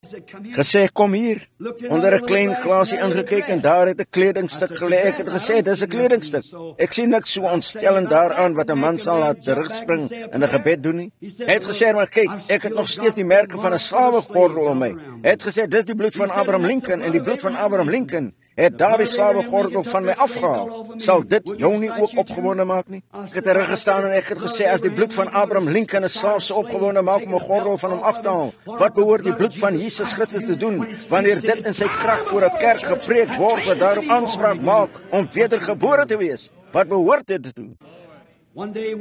Eendag toe hulle en hulle so sweep en neem en hulle slaan om hulle te laat werk en hulle het een jong man opgelet in hierdie sekere plantasie. Hulle hoef hom nie te geslaan het nie, broer, hy het sy bors uitgesteek, sy ken reg op, hy was net aan die werk. En hierdie makelaar het gesê, ek wil graag daardie slaaf koop. Maar het die eienaar gesê, hy is nie te koop nie. Hy het gesê, wel, hy is soveel anders as die res van hulle. Hy sê, ja, ek het dit geleer. Wel gesê, ek veronderstel, hy is die baas oor hulle almal. Hy sê, nee, hy is net 'n slaaf. Hy het gesê, wel, miskien voer jy hom beter as wat die res van hulle voer. Hy het gesê, nee, hulle eet almal daar buite in die kombuis saam. Hy het gesê, wel, wat maak hom soveel anders as wat die res van hulle is? En die eienaar het gesê, ek het dit ook vir 'n lang tyd gewonder, maar ek het uitgevind oor kan in die tuisland waar hy vandaan gekom het, is sy vader die koning van die stam. En tog, hy is 'n vreemdeling in 'n ander land hier, weg van die huis af, maar hy weet, hy is die seun van 'n koning, en hy gedra homself soos een. Broer, suster, as 'n Afrika man in 'n vreemde land homself kon gedra as 'n seun van 'n koning, behoort ons nie as seuns en dogters van God so op te tree en onsself te gedra as seuns en dogters van God. Wanneer ons Vader die koning is, dan behoort die vroue aan te trek soos dogters van God. Dis reg. En mans, hoogste. Enige man wat sy vrou sal laat kortbroek dra en sigarette rook, ek het 'n lae opinie dat hy 'n man is. Dis reg, hy is veronderstel om die hoof van die huis te wees. Dit wys wie die baas is daar. Dis presies reg. Ja, ek. 'n man word nie gemeet aan spiere nie, dis dierlik. 'n man word gemeet aan karakter. Ek het manne gesien wat 200 pond geweg het en net spiere en wat nie 'n ons man in hom gehad het nie. 'n baba uit 'n moeder se arms gooi en haar verkrag. Dis nie 'n man nie, dis 'n dier wat brutaal is. Man is karakter. Daar was nooit 'n man soos Jesus Christus nie. Maar die Bybel het gesê, daar was geen skoonheid dat ons hom sou begeer nie. Waarskynlik 'n klein kereltjie, krom in die skouer of iets. Ons het almal ons gesigte weggedraai van hom. Maar hy, daar was nooit 'n karakter soos daardie. Dis wat die regte man is. Jy meet nie 'n man se spiere nie, maar aan die sakke van die knie in sy broek waar hy gebid het. Dis waarin jy 'n man meet, aan karakter. Dis waar. O, die Heilige Gees moet bloos om voor die Vader op te kom en te sê, weet jy wat, jou diensknegte gee in. Hulle begin sê, die dae van wonderwerk is verby. Daar is glad nie so iets soos goddelike genesing nie, en ons het nie al daardie geskree en praat in tale en gawes nodig nie. Laat ons net 'n kerk wees. Al die glorie van die krag in die kerk wegneem, en dit miskien in een of ander organisasie verander. Dis alles reg, maar solank as wat die organisasie by die krag van God bly, seën God daardie organisasie. Dis waarom ek vandag Pinkster is, want ek dink dit het meer krag van God daarin as enige organisasie wat ek ooit gesien het. Maar wanneer die Pinksterkrag die Pinksterkerk verlaat, sal ek saam met dit gaan. Dis reg, sekerlik. Bly by God. Toe die Israeliete gevolg het, hulle die vuurkolom gevolg het, elke keer wat dit gestop het, het hulle reg onder dit gekamp. Martin Luther was die eerste een wat die Romeinse kerk sien verlaat het. En hy het uitgegaan met die vuur onder regverdigmaking. Die regverdige sal deur geloof lewe. Hy het sy organisasie gebou, al sy geloofbelijdenis neergeskryf en dit geëindig. Dit is al, ons glo hierdie as Lutherane. Voor hy kom kry die vuurkolom begin uitbeweeg. Luther kon nie daarmee saam beweeg nie. Hoekom? Omdat hy al reeds sy geloofbelijdenisse opgestel het, sy kerk is georganiseer, alles is rondom dit. En Wesley het dit gesien, heiligmaking die tweede werk van genade, en daar het hy agter dit aangegaan. En hy het die wêreld aan die brand gesteek, regverdigmaking gebring na Engeland, Amerika. Al die groot manne, een van die grootste herlewings wat ons ooit gehad het, was die Wesleyaanse herlewing, getel onder die grootstes wat ons ooit gehad het. Maar wat het hulle gedoen nadat hulle heiligmaking gevind het? Hulle het hulle organisasie daaronder gebou, 'n pen getrek, ons Methodiste glo hierdie en hierdie en hierdie en hierdie, en eindig hulle doktrine met 'n punt, dis wat ons glo. Die engel van die Here het uitbeweeg, wel die Methodiste kon nie daarmee saamgaan nie. En die Pinksters het dit gesien, die doop van die Heilige Gees, die herstel van die gawes, hier het hulle gegaan net so hard as wat hulle kon gaan. Met die Methodiste reg in die skaduwee gelaat, pelgrim, heiligheid, Nasareëners, en hulle wat nie wou voortgaan nie, het reguit voortgegaan daarmee. En toe die eerste ding wat julle weet, nou wat het gebeur met Pinkster? Dit het 'n klein klip vir hulle gebou. Maar die vuurkolom sal reguit uitbeweeg. Laat ons dit volg, ons kerke neem, ons broers neem. Laat ons Lutheran, Baptist, Methodist neem. Pinkster, ek het gesê, ek is nie 'n organisasie nie. Pinkster is 'n ondervinding. Ek was 'n Baptist en ek het die Pinkster seëning gekry. Daar's Methodist, Lutherane en allerlei soorte hier, wat die Heilige Gees kry, Katolieke, Jode. Ongelowig is enigiets wat sal kom en glo in die Here Jesus Christus en hom aanvaar in die volheid van sy krag. Hy is die leermeester van die kerk. Hy is die een. Laat die Heilige Gees in die kerk lewe en plek maak. Dis wanneer jy 'n ware dienste sal hê. Luister na julle pastoor, laat dit sien as die duiwel julle nie kan weerhou om die egte ding van God te sien nie, sal hy julle aan die diep kan afstoot daarmee soos daardie. Hy sal julle fanatikus laat word. Julle hoef nie fanaties te wees nie. Ons te veel egte en regte om 'n fanatikus te moet wees. Goeiste, die hele Pinkster hemel is vol daarvan.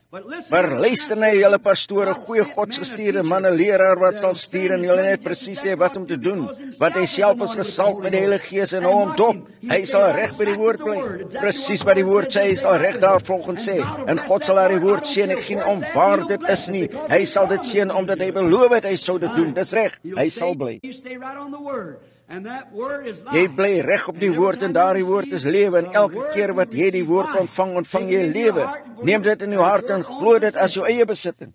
Elke belofte is joune. God het vir jou 'n chequeboek gegee toe jy die Heilige Gees ontvang het met Jesus se naam onderaan geskryf vir wat jy ook al wil hê. Is jy bang om dit in te vul? Vra wat jy wil in my naam, God sal dit vir jou gee. Ek hou daarvan, o goeiste. Staan daar met net onvervalste geloof. Bid en glo en dit sal gebeur. Dis die manier om dit te doen. Nou wanneer die Vader voor sou loop of die leermeester voor die Vader sou gaan, nou onthou, hy sal nie een of ander kerel kry wat net sal probeer touwtjies trek en strooitjies en, wel ek sal jou sê, hy is 'n goeie kerel, hy is 'n goeie betaler in die kerk. En as ons hom nie van die diakenraad afskop nie, al is hy 3 of 4 keer getroud, maar ons kan dit net nie doen nie, want as ons dit doen, hy is die hoofondersteuner van die kerk. Hy is 'n hindernis vir die kerk, absoluut. Wat ons vandag nodig het, is 'n ware, egte, skoongemaakte, Heilige Gees vervulde kerk, volgepak met die Heilige Gees, gereed gevul en gesalf met God se Heilige Gees. Ja meneer, ek glo dat die. As ons nalat om dit te preek, sal God die Baptiste of Presbyteriaan of iemand oprig om dit te doen. Hy sal beslis, want hy gaan 'n kerk daar hê sonder vlek of rimpel. Hy sal dit doen. So broers, laat ons net onsself skud en opstaan uit die stof en onsself skud en op die groot ou evangelie manier ingaan en met die hoogweeg opmarcheer. Dis die enigste ding om te doen is voorwaarts Christenstryders. Geen tyd om te verslap of nou gemaklik te wees nie. Laat ons begin gaan vir die koninkryk van God. Nou dan vind ons nou uit wat as hierdie seun 'n goeie seun was. O, hoe die leermeester dit geniet het om voor die Vader op te stap en te sê, Vader, ek is so bly om vir u te vertel. U weet, daardie seun van u is net presies soos u is. U weet, hy sal u woord lees en hy sal sê, dis net presies die waarheid, dis wat my Vader gesê het. My Vader kan nie lieg nie. Ek glo dit net soos hy dit gesê het. Wow, hoe die Vader moet sê, dis my seun. Sien, nou dis wat God met ons wil doen. Now if that boy was born, now listen, Nou, as daar 'n seun gebore is, luister nou, as daar 'n seun in die huis gebore is as 'n seun, maar hy het nie 'n regte seun geword nie sy vader se instruksies wou volg nie oor sy vader se sake wou wees nie. Daardie seun was altyd 'n seun, maar hy het nooit enige erfdeel gekry nie. Het julle dit geweet? Hy het nooit enige erfdeel gekry nie. Hy was net 'n afvallige. Hy was altyd 'n seun. En wanneer jy die Heilige Gees kry, jy God se seun of dogter is. Dit is waar. Maar as jy God nie gehoorsaam in die ligwandel, in die woordwandel God glo nie, dan sal jy nie enige erfdeel verkry nie. Wel, dis net presies hoe God dit nog steeds doen. Nou let hierna op nou. Wat is die seun 'n regverdige Heer was? Hy het net sy vader lief gehad. Hy het daarvan gehou om besig te wees met sy vader se sake. Hy het daarvan gehou om al die wingerde net reg te kry, elke man op sy pos, en hy 'n man gekry het wat leeg lê. Het hy na hom toe geloop en sy arms om hom gesit en sê, nou die dag wel Vader, hy het so toe geloop en hy het gesien hierdie man versuim sy plig. So het so toe geloop en sy hand op sy skouer gesit en gesê, meneer, jy is my Vader se diensknegt, sien, en begin net soos u sou gedoen het. O Vader sê, jy weet ek hou regtig van haar seun, dis my seun. Soos ons in Amerika noem, die appel val nie ver van die boom nie, julle weet, hy's my seun, ek's trots op hom. Nou weet julle wat dan gebeur het wanneer haar seun 'n sekere ouderdom bereik het? Daardie seun is aangeneem in die familie. Nou wat het hulle gedoen? Hulle het hom uitgeneem in 'n openbare plek, 'n spesiale kleed aangetrek en 'n seremonie gehou. En al die mense van die stede het rondom vergadering gekyk, dan het hulle na hierdie seun gekyk en die vader het 'n aannemingsseremonie gehad na, o, moet dit nie mis nie. Na daardie seun aangeneem is, was sy naam op die checkboek net so goed soos sy pappa se. Dis waar God sy kerk probeer kry. Sê net vir hierdie berg, word beweeg en dit sal beweeg. Gesag, seuns van God, die hele skepping smag, wag vir die manifestasies van die seuns van God.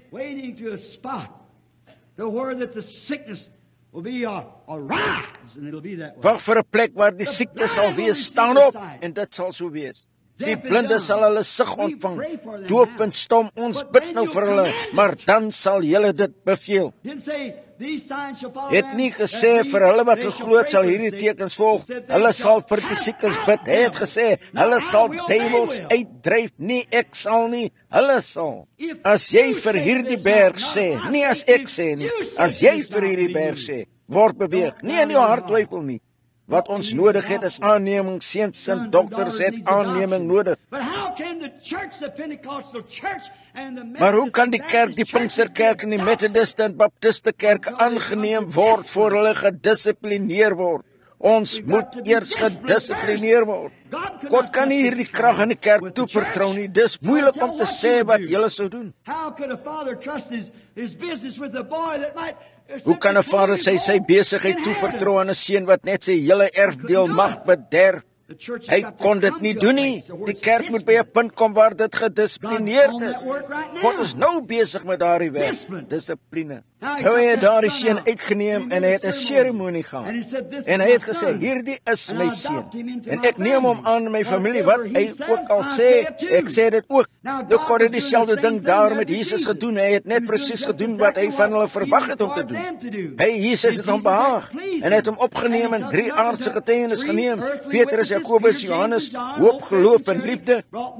Moses en Elia afgebring om hierdie groot aanneming te aanskou. En wat het hy gedoen? Die Bybel het gesê dat hy 'n gedaanteverwisseling ondergaan het. And his raiment shine like the sun.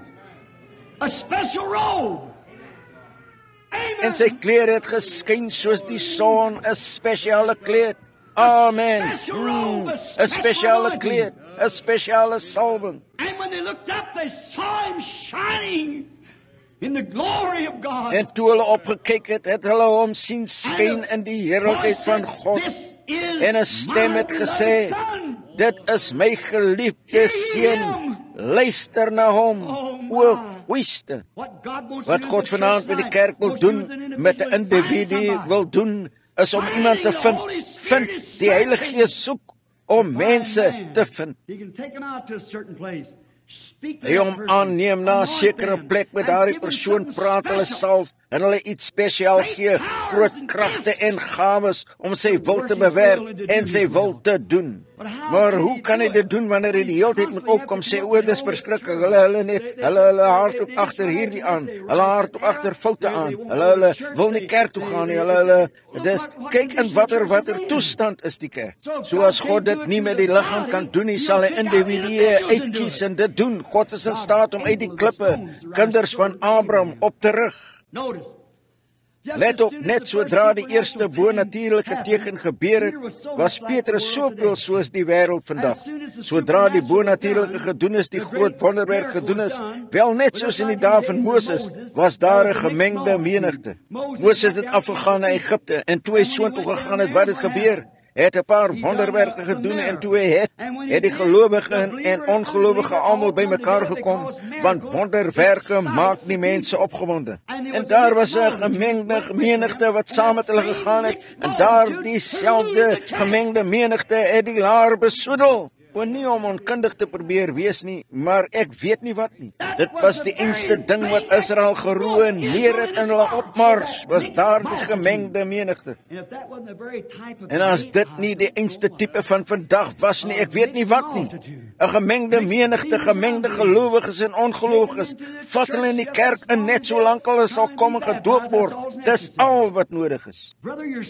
Broer, jy is veronderstel om dood te wees voor jy begrawe word. Gemengde menigte.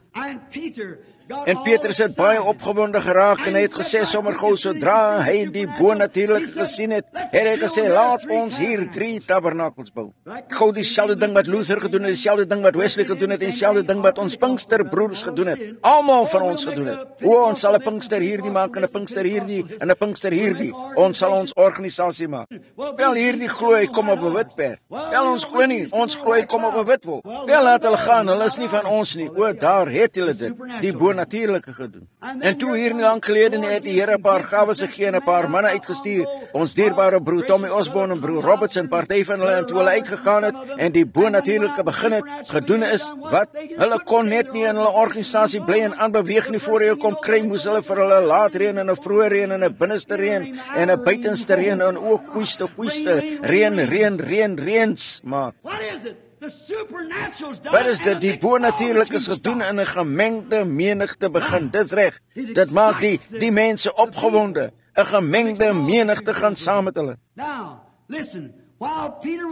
Luister, terwyl Petrus nog gepraat het, hy was nog besig om te praat, toe hy gesê het, laat ons 3 tabernakels bou, 1 vir Moses en 1 vir Elia en 1 vir Jesus.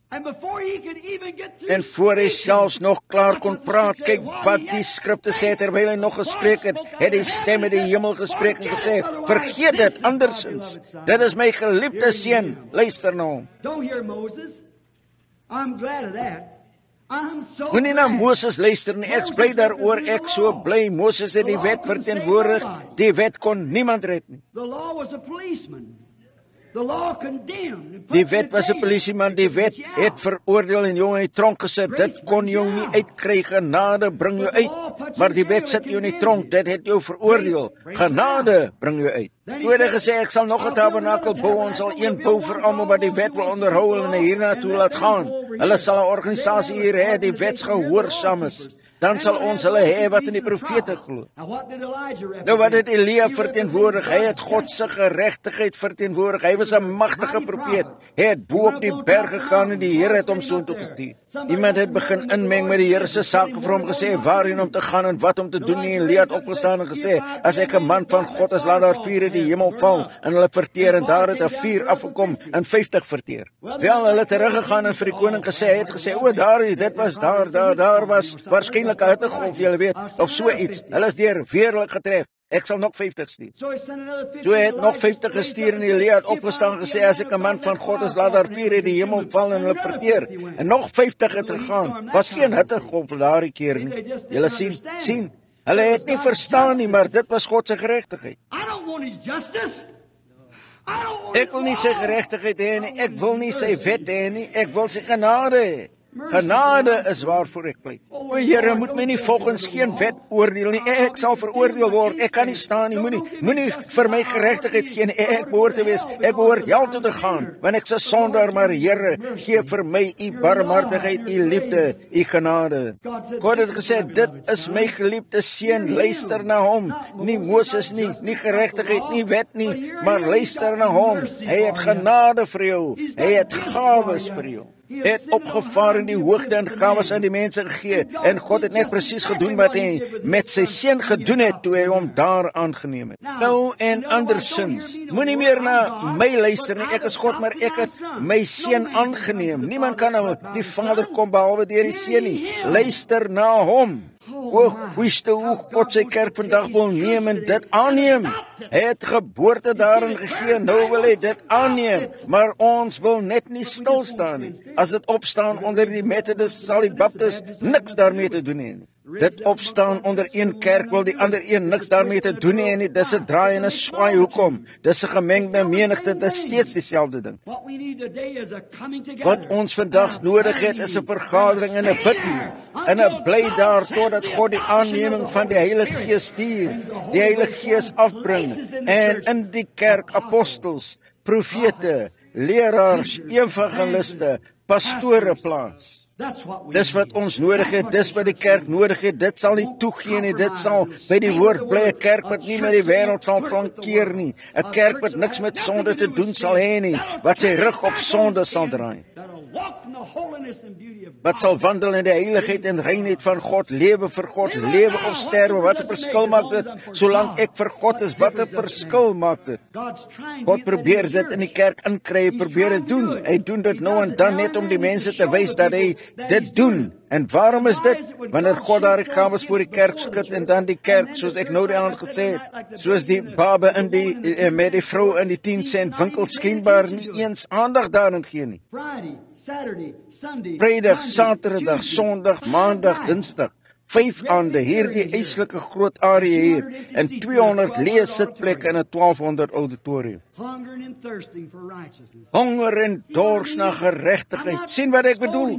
Ek skel julle nie, maar ek bring julle net 'n waarheid. Dis reg. Weet julle wat die probleem is? Dis omdat mense kerk toe sal kom. Die mense vandag wil vermaak hê. Hulle was Amerikaanse mense so vermaak dat dit is wat hulle moet hê. Dit wat die gees voed wat in hulle is. Dis 'n vermaakte gees. Jy moet hulle vermaak. God vermaak nie mense nie. Hy bestraf mense. Oordeel begin by die huis van God. En wanneer dit by die tyd kom wat die kerk sop aan etes moet hê en danse en bankbespeletjies en allerlei onsin van rommelverkopings om die prediker te betaal, wees God daar die kerk genadig. Reg. Ons het die Heilige Gees in krag en aanneming nodig dat ons bediening sal uitspreek. Amen. Maar die mense, wanneer hulle gaan om iets te sien, hulle gaan om 'n sekere bediening te sien. Hier het hierdie broer 'n sekere bediening. Wel, hulle kan so toe sê, o ja, dis baie goed. Dis reg. Wel goed, waarheen gaan ons môre? Iets anders sien, dit trek hulle glad nie eens aan nie. Hulle het net soveel van die goedheid van God gesien, totdat hulle net liekraak daarvan wegstap. Dit herinner my aan 'n ou Engelse storie, gesê dat daar eenmal 'n man was wat gelees het van die see. Hoe pragtig dit was, hoe wonderlik die groot pekel soutgolwe sou spring en die meeu sou oorvlieg. En wat 'n wonderlike ding, hy het nog nooit die see gesien nie. En so het hy genoeg geld gekry dat hy see toe kon gaan. Hy het afgekom deur die binneland tot hy gekom het naby die seestrand en hy het 'n ou sout ontmoet en dis 'n matroos wat van die see afkom en hy het gesê, "Waarin gaan jy, my goeie man?" Hy het gesê, "Ek het gelees van die see, ek gaan see toe. Ek gaan kyk met my eie oë na sy pragtige magnifieke golwe soos hulle breek en die groot wit soutsee. Ek gaan die soutlik ruik in my longe vol en ek gaan die geskreeu van die seemeeu hoor en so voort." Hoe hy so verheug was om te weet dat hy die groot watermasse sou sien. So die ou sout het na hom gekyk en gesê, "Wel, ek is 50 jaar gelede daarop gebore. Ek sien niks wat so opwindend is daaraan nie." Sien, hy het dit soveel gesien totdat dit so algemeen vir hom geword het. Dit was nie meer mooi nie. Daar was niks daaraan nie. Hy het net daar gestaan en oor die branders geskit en geen aandag daaraan gegee nie. Nou, dis hoe die kerk oor God is. Ons sien die gees van God in die herlewing val en mense skit en opstaan uit rolstoele en verlamdes wat loop en die blindes wat sien en die gees van God wat val in die diens. Die einste gedagtes in hulle harte onderskei en groot profetiese dinge sal uitgaan wat elke keer volmaak is. Net presies in die kerk sê, "Wel, dis goed, groot stuk kougom wat daar sit. Julle weet, reken dis goed, maar ons gaan Lucy môre aan sien en ons gaan net nie sien. Die pastoor wil ons veroordeel, laat ons veroordeel. Ons sal oorgaan na hierdie ander denominasie toe as hy ons wil veroordeel. Ons sal so toe gaan en aansluit by die as hulle ons uit die kerk van God uitjaag, sal ons na die gemeentes toe gaan. Hulle ons uit die gemeentes uitjaag, sal ons na die eenheid gaan. Ons uit die eenheid uitjaag, sal ons na die tweeheid toe gaan. En ons uit die tweeheid uit hardloop, sal ons na die drieheid toe gaan. En ons het baie plek, sien. Ja, jy het plek, maar broer, daar's net plek vir Christus in jou, as jy na hom toe wil kom. O God, wees die kerk van hierdie dag genadig. Ek sal nou vanaand stop, want ek wil julle nie kwaad maak. Maar ek moes net hierdie aande gebruik om dit in julle in te hamer, om julle te laat weet dat die kerk in 'n verskriklike toestand is. Beslis ons ywer, ons is net traag, julle weet, net so slap. God wil nie hê ons moet so wees nie. Hy wil hê ons, ek dink hieraan, sê my nie in droewige getalle, die lewe is net 'n leedroom nie. Die siel is dood met slymer en dinge is nie soos hulle lyk nie. Die lewe is werklik, die lewe is ernstig. En die graf is nie sy doelwit nie, want stof is jy en as stof keer jy terug. Is nie van die siel gesê nie. Ek hou van hierdie sekere vers van daardie Psalm van die lewe. Lewens van groot manne herinner ons almal, Paulus, Petrus, Jakobus, Johannes. Lewens van groot manne herinner ons almal. Ons kan ons lewens groot maak met afskeid agter ons laat. Voetspore op die sand van tyd. Voetspore wat miskien 'n ander, terwyl hulle oor die lewe se groot see seil, vir 'n verlate en skipbreekling broer. Eer jou voetspore te sien, weer sal moet kry. Hoeveel dronkaards sou die voetspore sien van 'n dronkaard wat bekeer was en heilig in goddelik lewe? Hoeveel vroue sou aangryp wanneer hulle 'n edel vrou sien opstaan, aangetrek soos 'n dame en wat optree soos 'n dame, en kerk toe gaan en haar hele hart vir God gee. Dis wanneer jy perseel is, dis wanneer jy gemerk is almal ken jou. Julle is die sout van die aarde, maar as die sout sy geur verloor het, is dit voortaan niks werd nie, word uitgegooi vertrap onder die voet van die mens. God laat die Pinksterkerk lewe is my gebed. Laat hy ons in die plek inbring. Ek wens dat hy dit net hier sou doen vanaand. Ek wens hy wil hierdie groep reg hier inneem vanaand en ons aanneem, soos aanneem as sy seuns en dogters. Ons word as sy seuns en dogters gebore, maar laat hom ons as seuns en dogters aanneem. Wat 'n magtige diens sou hierdie nie wees nie. God gawes in hierdie kerk net hier vanaand sou plaas wat sou wel teen hierdie tyd môre aan daar iets almal hier rond sou weet iets gaan aan oorkant by hierdie skoolgebou hier. Beslis, hulle sou dit weet omdat die gees van God onder die mense geleef het. En hoe ek dit wil doen, wil julle dit nie hê, elkeen van julle nie. Moenie kwaad wees vir my om net so onbeskof daaroor te wees nie, maar soos ek altyd gesê het, my broer hier sê, 'n skrynwerker, as jy 'n spyker diep inkap, sal dit nie hou nie. Dit sal net losskit. So ek hoop nie hierdie skit los nie, ek hoop dit bly net daar. Net daar. En hou reg daaraan vas met albei hande. Dit herinner my, jaar gelede het ek in die vroeë seisoene in Colorado ingegaan om te jag. Ek hou daarvan om elande en takbokke te jag en ek sal my vakansie neem.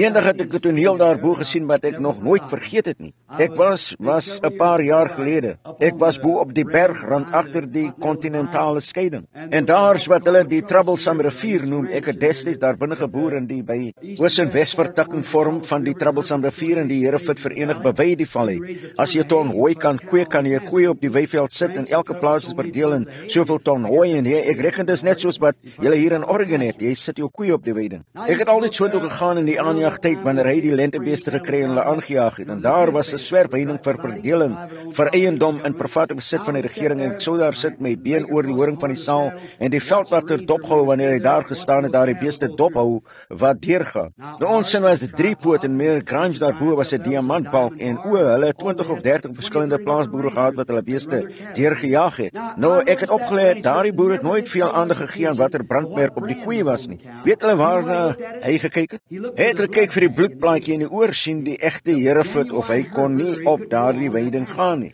Ek dink dis hoe God gaan maak by die oordeelsdag. Hy gaan nie omgee of jy behoort aan die gemeentes of aan die kerk van God of waaraan jy ook al behoort nie. Hy gaan soek na daardie bloedplaatjie, broer. En as dit daarop is, sal jy ingaan. So nie, ek gee nie om watter brandmerk jy het nie. Jy sal geweier word, dis al. So eendag ver bo in die berg dit ek en die ou plaasboer was baie goeie vriende, goeie jagter. En hy het 'n pakberg geneem en oorgegaan op die westelike sytak en ek was onder op die oostelike sytak wat ons Coral Peaks noem. Dit het nog nie gesnoe nie en of genoeg om daar te bly nie. Dit was vroeg en die sneeustorms het nog nie gekom nie, so die diere was hoog. En ek het my perd vasgemaak en het 'n dagreis ver opgegaan tot naby die bosrand. En so het dit opgekom een van daardie herfs-oktoberstorms en dan sal dit miskien net so hard reën as wat dit kan reën en dan ysreën, dan sneeu en dan kom die son uit en dan weer reën. Julle weet hoe dit is in die herfs. En daar het 'n storm gekom en ek was baie hoog, bosrand te droog om spore te kry. So ek het agter 'n boom ingekom en het net soort van ingekruip agter 'n boom soos hierdie. Dis 'n vreeslike uitdrukking, maar ek het agter die boom gestaan om my geweer neer te sit. Die storm het verbygegaan en nadat die storm verbygegaan het, het dit koel geword terwyl die storm voortgegaan het. Dit het baie hard gereën en na die storm gekom het ek daar gestaan en dink aan God. Ek dink, o God, hoe wonderlik is U. Ek sien God altyd in die natuur, dis waar U hom sien. Ek het gedink, U is so wonderlik, Here. O, ek wens dat U net hier op my sal afkom en my van hier af huis toe laat gaan. Ek het gedink laat. Wanneer ek sterf, sê die Indiane se gebed op oor my. Wanneer ek sterf, Here God, groot geestelike Vader, mag hy langs die lang wildpaadjies afloop en sy geliefdes aan daardie kant ontmoet. Ek het gedink, ja Here, laat my na 'n land soos hierdie toe gaan, wanneer ek hierdie wêreld verlaat. En ek het daar gestaan, die storm het gaan lê en ek het baie goed bestudeer. So ek het opgestaan, rondgekyk en ek het toevallig opgelet dat ek het uitgekyk na daardie kant toe, na die weste, na Oregon, hierdie kant toe. Die skeer in die berge laat geword in die middag, die son wat daar deurkom soos 'n yslike groot oog, soos God, sy oog is op die mossie. Ek het gedink, o God, daar is U in die sonsondergang. En toe het ek gekyk en waar die reën gevries het op die immergroen, het daar 'n reënboog gevorm oor die vallei gekom. Hoog bo op die berge, die ou gryswolk gehuil. Die maat het dit aan die onderkant beantwoord. Die ou bil eland het begin beel blaas. Hy het verdwaal gedurende die tyd van die storm, soos daardie, hy praat van diepte wat uitroep na die diepte. O, goeieste. Ek het gedink, hoekom sou ek ooit hierdie plek moes verlaat? Hierdie is my tuiste, ek wens dat ek vir altyd hier kan bly. Ek het gevoel soos Petrus het, laat ons 3 tabernakels bou en net hier bly, hierdie is die plek om te bly. Ek het God in daardie wolf hoor roep na sy maat. Ek het gedink, ja God, dis U wat na my roep. Ek het die eland op dieselfde manier gehoor, die reënboog sien oorkom, en ek het gedink, reënboog beteken die verbond. U is Alfa en Omega, die begin en die einde, en beide kante van die reënboog. Hy wat was en wat kom, wortel en nageslag van Dawid, die morgenster, die lelie van die dale, die roos van Saron, o goeiste, wat hy alles was. En ek het gedink, in die reënboog die verbond, soos hulle hom sien in Openbaring 1, daar wat lyk soos 'n reënboog, as eerste en laaste, Benjamin na, en van die Reuben na Benjamin, eerste en laaste. En o, dis net skrif wat net ingestroom het. Ek het gedink, o God, U is so groot, U is so groot. Ek het my voete op en af begin stamp, en om daardie boom het ek gegaan, net so vinnig as wat ek kon gaan. Net so vinnig as wat ek kan geskree, halleluja, halleluja, halleluja, halleluja. Net so gehardloop, ek het gestop, en ek het sê, o God, hoe groot is U, halleluja, halleluja, halleluja. Hoe ek was soos die hele heilsleer daarbo, ek het 'n lekker tyd gehad. Ek het nie ander gegee aan wat enigiemand anders wel. Ek was 40 myl van die beskawing af. Ek het uitgeroep tot die Here, julle glo nie baptiste kan uitroep nie. Julle moet my hoor. O, ek was om en om daardie plek net so vinnig as wat ek kon gaan en die lofprys van God uitgeroep. Ek het gedink, o, wonderlik hoe graag ek hier wil bly, Here. O, as ek nooit nog 'n veld toe gehad het nie, net hier bly by U tot U my kom haal, hoe wonderlik. Maar net soos Petrus en hulle op daardie dag aan die onderkant van die berg siek seun wat genees moet word. So het ek geweet ek moes binne 'n paar dae teruggaan. Hoe ek daar gestaan met eens het 'n klein ou denne eekhoorntjie. Ek weet nie of julle hulle hier het of nie. O, hy is die blou jas polisieman van die woude. Die raserigste ding wat ek nog ooit gehoor het, opgespring. Daar was 'n ou omgewyde boom daar en hy op die stomp gespring en begin baba baba baba baba baba baba baba baba baba baba baba. En ek het gedink, waaroor is jy so opgewonde kleintjie? Wel, is nie groot genoeg om enigiets te doen nie. So waaroor skree jy? En ek het gesê, o wat, waaroor gaan jy aan? Of het ek jou skrik gemaak? As jy daarvan gehou het, nie kyk 'n bietjie hierna, laat ek jou wys hoe ek regtig kan aangaan. En om die boom het ek weer gegaan. Ek het gedink, hoe hou jy daarvan? Ek het gesê, o Christo, ons Skepper is wonderlik. Jy behoort om te prys. Maar ek het opgelet, hy het my nie dopgehou nie. Hy sou sy koppie suiwer draai en daardie oog het uitgepeel op sy wang, julle weet, afgekyk so daardie. En naderhand het daar uitgekruip, die wind het 'n groot breinarend afgeforceer. O, hulle is 'n pragtige voël, ek hou van 'n arend en hy het daar opgespring. En ek het gedink, o, dis wat dit was. Dis waaroor jy aangegaan het, jy was bang vir daardie arend. Daardie groot arend het daarop gespring en o, wat 'n reuse groot kerel, daardie groot grys oë wat fladder. Ek gedink, Here, waarom het U my aandag afgetrek van die reënboog? En van die wolf en dit alles net om vir hierdie hier. Wat is goddelik aan daardie arend? En ek het gedink, ek sien niks goddelik aan daardie ou eekhoorntjie nie. Ek sien niks goddeliks aan die arend nie. Wat is so goddelik aan hom? En ek het begin oplet, ek het gedink, ek het na hom gekyk en ek het gesê, het jy geweet ek kan jou skiet? Ek het gesê, hier staan my geweer, ek kan jou skiet. Hy het beter geweet as dit. Dit het hom glad nie geplan. Ek het gedink, is jy nie bang vir my nie? Was jy bang omdat ek so geskree het? Dit was ons Skepper, ek prys hom net, jy behoort ook. Ek het net, as iemand in die woude ingekom het, sou hulle gedink het hulle het 'n kranksinnige persoon daar buite. Maar ek het nie omgegee nie, ek het 'n lekker tyd gehad. Ek het die Here aanbid. Dis wat die probleem is met ons het te veel styfheid en te veel vrees. Ons het God nodig. Ons moet erken dat daar niemand hier is behalwe ek en God nie. Dis reg. Ons begin wonder, wat gaan die buurman van my sê? Jy weet reg, en die buurman sal weet wat afkom in elk geval wanneer hulle saam met jou gaan. So toe ek het geluister na daardie ou eekhoorntjie, hulle weet, en ek het hom daar dopgehou, daardie arend, en ek het gedink, wat maak jy so seker van jouself? En ek het hom begin oplet, hy sou daardie groot vlerke maak, julle weet, daardie vere, hulle so regskit, julle weet. Hulle soort van platstryk. En ek het gedink, ek sien, jy het vertroue in daardie vlerke. Jy weet, voor ek my hand op daardie geweer kon kry en dit op my skouer, sou jy in daardie bome daar wees en ek sou jou nooit eers meer sien nie. Sien? Ek het gedink, as jy soveel vertroue in daardie vlerke kan hê, omdat God jou vlerke gegee het om van gevaar te ontsnap. Hoeveel behoort die kerk van God te hê en die krag van God, wat hulle van siekte kan laat ontsnap? Siekte en probleme en dood en hel en wegvlieg na God eendag in die arms van die Here Jesus. Net ek het gedink, hy bly voel, solank hy kan voel dat daardie vlerke in werkende toestand is, was hy reg. Het hy geweet waar hy gestaan het. Toch kan die Heilige Gees op die kerk val en hy sal weer terugval. O, ek weet nie, as hy weer vir my bid, sal dit miskien reg wees sien. Dis net goeiste, dis verskriklik, ja meneer. Ek het om my rukkie daar dopgehou, ek het vir julle vertel wat met hierdie kerel gebeur het. Ek het om my rukkie dopgehou daar gekyk en ek het gedink, o, ek bewonder jou. Ek sien u in daardie arend God. En so naderhand was hy nie bang vir my nie en hy het gesien dat ek het hom bewonder. Ek bewonder enigiets wat 'n bietjie ruggraat daarin het. Ek haat dit om 'n persoon kerk te sien kom en net vol lofprysing en alles weer uitgaan en skaam wees om op straat te getuig, skaam om die seun te vra oor die kos wat jy in die restaurant eet, o goeiste lafhartig. God kan nie 'n lafhart gebruik nie, hy wil manne hê. Hy wil haar die wensbeen uithaal en 'n ruggraat daarin sit. Soos ou Buddy Robinson gesê het, Here gee my die ruggraat so groot soos 'n saagstomp, sit 'n klomp kennis in die gevelpunt van my siel en help my om die duiwel te beveg solank ek 'n tand het, om dan te byt met my tandvlies tot ek sterf. sterf. So dis die soort getuienis wat ons almal behoort te hê. Onthou julle vir Buddy Robinson, baie van julle, die ou Nasareense broer. Nou ek het na daardie ou arend gekyk en ek gedink, wel jy weet, jy's regtig 'n grasieuse voël.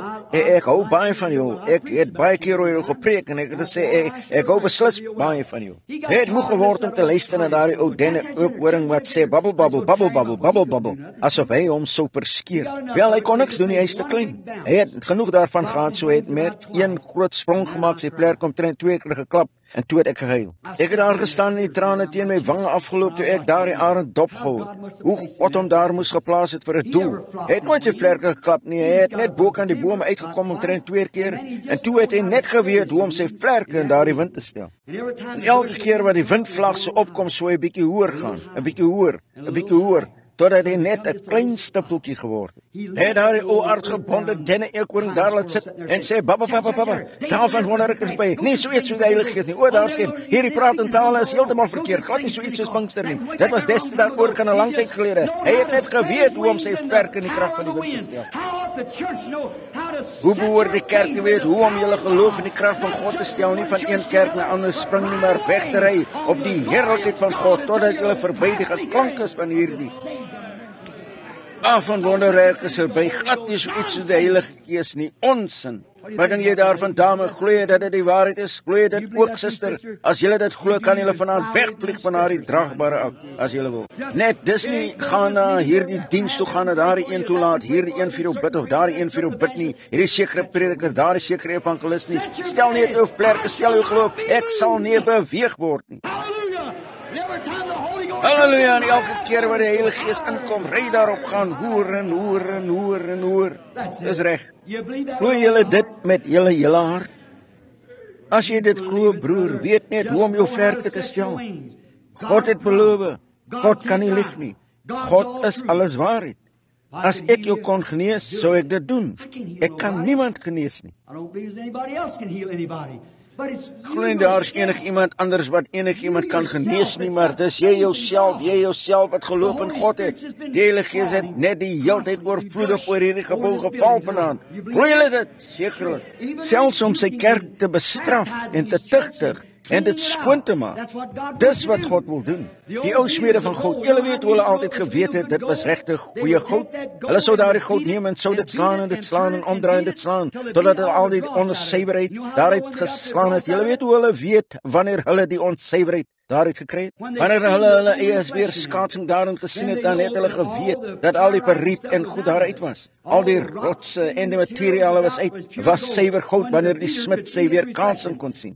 Dis hoe Christus met sy kerk maak, hy slaan dit en draai dit om en slaan dit en draai dit om en slaan dit. Hoe durf 'n prediker te lafhartig wees om net die woord van God te vertel vir mans en vrou te sê wanneer hulle verkeerd lewe nie.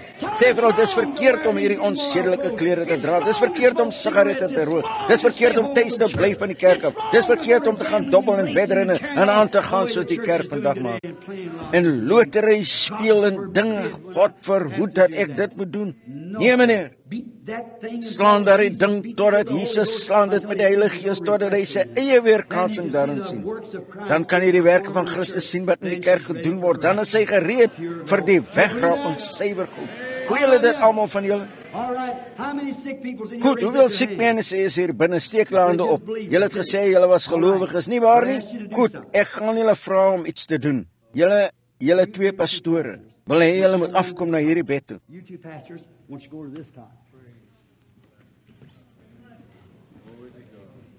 Julle 2 pastore, wil hê julle moet afgaan na hierdie bed toe. Wees julle, dit is nie mense nie. Amen.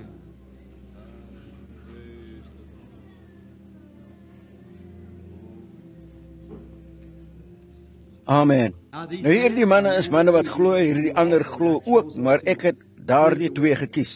2 is 'n getuie. Goed. Hoeveel van die res van julle glo nou? Goed. Nou is God se woord reg. Sekerlik dit is. Dis reg. Nou as die gebed van die geloof sal die siekes red. Is dit reg? Vir hulle wat geglo het, sal hierdie tekens kom. Is dit reg? Nou as dit nie reg is nie, dan is jy nie gered nie. Dieselfde God het dit gesê, sien. So jy is nie gered nie, daar's geen hemel nie, daar's geen hiernamaals as dit nie reg is nie. Vir hulle wat geglo het, sal hierdie tekens volg, as hulle hande op die siekes lê, sal hulle gesond word. Nou elke persoon wat 'n gelowige is, dit is nie gesê hoe hierdie tekens sal predikers volg nie. Hierdie tekens sal hulle volg, wie hulle ook al is, wat glo, as hulle hande op die siekes lê, sal hulle gesond word. Wag vir gebed vir die baba, wag jy suster, was die baba siek of iets? Wil jy gebed daarvoor hê, die baba? Dis baie siek. Jy prediker broer, goed, gaan sit jou hand op daardie klein rooikop babatjie daaronder. Ek kyk rond om te sien of ek iemand anders kan sien wat hande op hulle wil hê. Goed, nou gewoonlik neem ons onderskeiding. En ons kan dit net nou ook hê. O, sekerlik. Dis net goed as ons dit glo. Maar jy moet dit glo. As jy kan glo, is alles moontlik. Nou, onthou, dat as ons bid en God opreg vra, hierdie kerk nou, as 'n eenheid ons saam is, as ons God opreg vra, dan is God verplig om te sorg vir waarvoor ons gevra het. Is dit reg? As jy enigiets my naam vra, sal ek dit doen. Is dit die waarheid? Wag net. Is dit die waarheid? Sekerlik. Ek sal my siel daarmee vertrou. Ek het dit gedoen. 31 jaar het ek in verwagting gelewe van Johannes 5:24. As julle dit lees, dink net aan 'n handvol en 2 dosyn eiers sien. Johannes 5:24. Hy wat my hoor en hom glo wat my gestuur het, die ewige lewe en sal nie die oordeel kom nie, maar het oorgegaan uit die dood na die lewe. Ek glo dit. Ek as 'n jong seun, ek het 'n prediker geword, net 'n seun, ek het van toe af gepreek, my lewe gegee vir die evangelie. Ek wens ek het 10,000 lewens gehad om daarvoor te gee. Dis regtig wonderlik. Ek geniet dit elke deeltjie nou. Ek kan jy, as dit nie so is nie, dan is ek. As dit nie so is nie, dan is hierdie ander nie so nie. En hierdie nie so is nie, dan is daardie nie so nie. As hierdie daardie is, dan is daardie hierdie sien. So ons is gereed. Is julle gereed om te bid? Goed, nou elke persoon hier binne, ek wil hê julle moet hulle hande lê op iemand langs julle. En broers, ek wil hê elkeen aan die voet en een aan die kop van hierdie draagbare hier.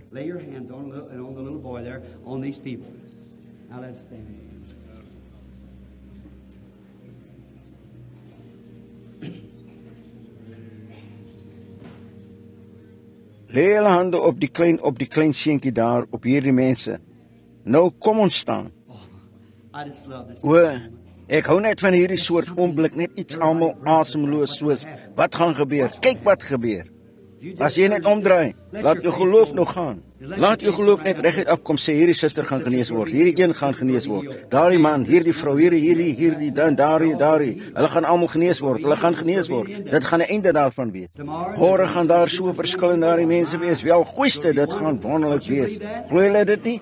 Dit is ons, die kerk van God. Hoe weet ons nou dat God elkeen van ons vanaand sal aanneem, terwyl ons dit doen nie? Ons gehoorsaam sy gebooie. Nou elkeen van julle, net asof dit julle, moenie nou vir jouself bid nie. Bid jy vir die persoon wat jou hulle hande op jou het. Nou laat ons hoop buig elke nou met hulle hande op mekaar. Ek wil hê almal van julle moet hierdie gebed agter my aan herhaal. Almagtige God, skepper van hemel en aarde, outeur van ewige lewe, gewer van alle goeie gawes. My Vader, gee vir my geloof, vir die persoon op wie ek my hande lê. Laat my glo met my hele hart dat hierdie persoon genees gaan word deur u krag. As ek gesondig het, u nie geglo het nie, op enige manier, vergewe my. Ek sal u alle lof en al die eer gee. Ek beloof dit in Jesus naam. Amen. Nou hou julle hoofde gebuig. Nou julle weet wat julle gesê het. Nou jy het dit gesê. Nou dis die gebed wat God deur jou lippe gee aan die persoon. Onthou dan, die ander persoon het dieselfde ding vir jou gebid. Nou sluit jouself in by God. Daar is nou niemand hier binne behalwe jy en God. Net deur geloof voel daar die krag van God afbeweeg in daardie siek liggaam. Die Heilige Gees, jy het hom 'n paar minute gelede gevoel. Voel hom net nou, daardie beweging, daardie strelende gevoel wat deur jou beweeg, jou liggaam laai. Dis sy genesingskrag. O God, U is naby. Groot jou hoof, U is ewige God. Stuur nou 'n Heilige Gees, Here. Laat elke persoon hier binne gevul word met die krag, dat hulle van hand tot hand sal beweeg, van plek tot plek, totdat almal wat siek is, gesond gemaak kan word. Dan sal hulle weet, dat genesing nie in 'n mens hoort nie, dis God. Hulle bid vir mekaar, die gebed van geloof sal die siekes red, God sal hulle oprig. As hulle enige sonde gedoen het, sal dit hulle vergewe word. Skenk dit, Here, hoor ons gebede, ek bid vir hulle almal. Ek bid vir my prediker broers en elkeen wat hulle hande op iemand lê, dat die Heilige Gees so werklik vir hulle sal wees, dat hulle in staat sal wees om die krag van God en dit hulle sulke moed sal gee, dat hierdie 'n uur van aanneming sal wees vir hierdie groep mense, dat hulle aangeneem sal word in die magte, in die sfere van die Here Jesus Christus, dat die krag van God nou deur elkeen mag stroom en elkeen van hulle genees word. O, U is naby, Here, U is hier. Ek weet sonder enige twyfel dat U hier is en die krag nou inbeweeg. Seën wat julle geseën het sal geseënd wees, wat julle sê sal gedoen word, wat julle in julle harte sit, dis hoe dit sal wees. Laat dit wees, Here. Ons beveel Satan, jou duiwel, jou beskuldigende bose mag, wat hierdie mense gebind het, jy wat hierdie kwaad gedoen het, jy het die stryd verloor. Jesus Christus het gesterf en ja, weer opgestaan op die 3de dag en jou gestroop van elke wettige reg wat jy het. Jy is niks anders as 'n bluf nie en ons roep jou hand daarop vanaand, Satan, jou bose gees, laat los hierdie mense. Ons beveel jou in die naam van Jesus Christus dat elke twyfel sal weggaan van hierdie mense net nou en die Heilige Gees in hulle liggame sal inkom en elkeen van hulle sal vrymaak van kwaad en van siekte en van pyniging en van beproewinge en van bose mag. O Satan, jy is verslaan in die naam van Jesus. Jy is verslaan, jy is verlore, jy is niks anders as 'n blip nie en ons het jou hand geroep.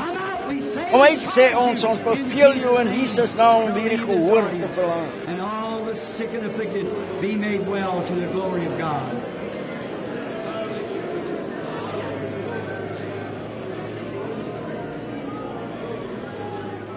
En al die siekes en beproefdes gesond gemaak word tot die eer van God. Halleluja, halleluja, halleluja. Ek kan, ek sal, ek glo dit wel. Ek kan, ek sal, ek glo dit wel. Dat Jesus my nou genees. Daar die groot geneeser is nou naby. Die sympathieke Jesus. Hy spreek vreugde vir die droewige harte. Geen ander naam as Jesus. As jy nie 'n vinger kon beweeg nie, beweeg dit nou. As jy nie kon hoor behalwe een oor nie, sit jou vinger in die ander een. Of maak nie saak wat jy is nie. Jy sal nooit beter wees totdat jy jou geloof beoefen nie. Gee God nog 'n kans met jou. Gee God 'n kans om iets vir jou te doen. Die gebed van geloof is gebid, die hande is op jou gelê. Nou op 'n vel van die Here Jesus beveel ek dat die duiwel julle verlaat en elkeen van julle gesond gemaak word. Amen. Glo julle dit? Almal wat dit glo, staan op julle voete en aanvaar julle genesing nou in die naam van die Here Jesus. Amen. Dis reg, halleluja, dis reg, moenie twyfel nie, staan dit op. Amen.